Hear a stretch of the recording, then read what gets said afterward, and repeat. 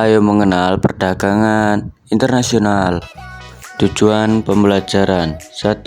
Menjelaskan pengertian perdagangan internasional. 2. Faktor pendorong perdagangan internasional.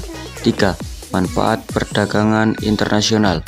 4. Hambatan perdagangan internasional.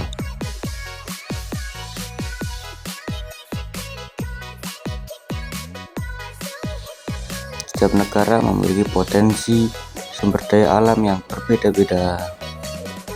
Faktor pendorong perdagangan internasional. A. Perbedaan sumber daya alam. Permukaan bumi yang kita pijaki saat ini sangat berbeda-beda.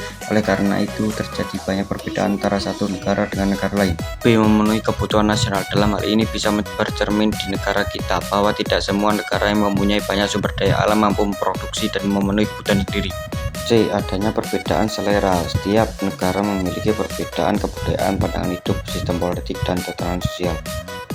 D. Memperoleh barang yang tidak dapat diproduksi dalam negeri, karena setiap negara tidak dapat menghasilkan semua barang yang dibutuhkannya. E. Adanya hubungan kerjasama dan diplomatik. Keinginan untuk membuka kerjasama dengan negara lain akan mendorong terjadinya perdagangan internasional. F. Penguasa ilmu pengetahuan dan teknologi. Negara-negara yang penguasaan ilmu pengetahuan dan teknologi yang tinggi akan mampu memproduksi barang dan jasa yang lebih banyak, berkualitas, dan koefisien. G. Adanya kelebihan atau kekurangan hasil reproduksi. Kelebihan produk pada suatu negara dan kekurangan khas dalam suatu negara. Kedua hal tersebut terjadi karena adanya perbedaan sumber daya alam dan kemajuan antar negara satu dan lainnya. H. Adanya komunikasi dan sarana transportasi. Kemajuan teknologi alat transportasi sudah mampu menciptakan transportasi yang menjangkau semua negara. Manfaat perdagangan internasional. A. Meningkatkan hubungan persahabatan antara negara. Contohnya meningkatkan pendapatan dalam negeri. B. Kebutuhan setiap negara dapat tercukupi. Contohnya seperti negara lain kekurangan barang, lalu kita mengasihi kepada mereka atau sebaliknya. C. Mendorong kegiatan produksi barang secara maksimal.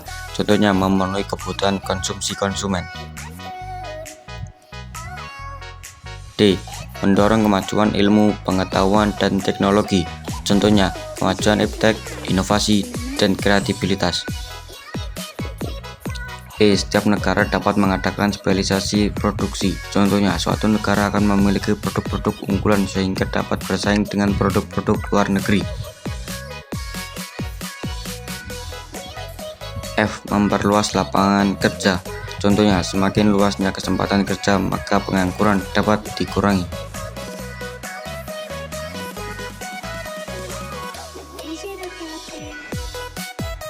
Hambatan perdagangan internasional. A. Perbedaan mata uang antar negara. Pada umumnya mata uang setiap negara berbeda-beda. Contohnya mata uang Indonesia dengan mata uang Malaysia. Inilah contoh perbedaan mata uang Indonesia dengan negara Malaysia, rupiah dengan ringgit. B. Kualitas sumber daya yang rendah. Rendahnya kualitas tenaga kerja dapat menghambat perdagangan internasional.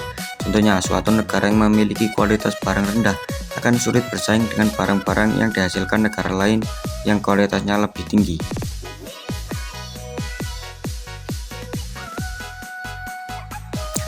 C. Pembayaran antar negara sulit dan resikonya besar. Pada saat melakukan kegiatan perdagangan internasional, negara akan mengalami kesulitan dalam hal pembayaran. Contohnya, negara pengekspor tidak mau menerima pembayaran dengan tunai, akan tetapi melalui clearing internasional atau telegrafik. D. Adanya kebijakan impor dari suatu negara. Setiap negara tentunya akan selalu melindungi barang-barang hasil produksinya sendiri. Contohnya, menetapkan tarif impor. E. Terjadinya perang. Terjadinya perang dapat menyebabkan hubungan antar negara terputus. Selain itu, kondisi perekonomian negara tersebut juga akan mengalami kelesuan. Contohnya, perang antar negara yang berdampak bagi masyarakatnya.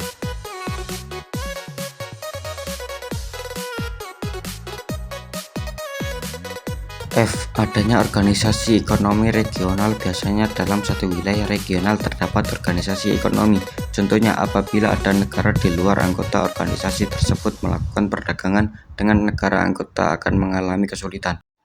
Sekian, terima kasih. Bila ada salah kata Mohon maaf.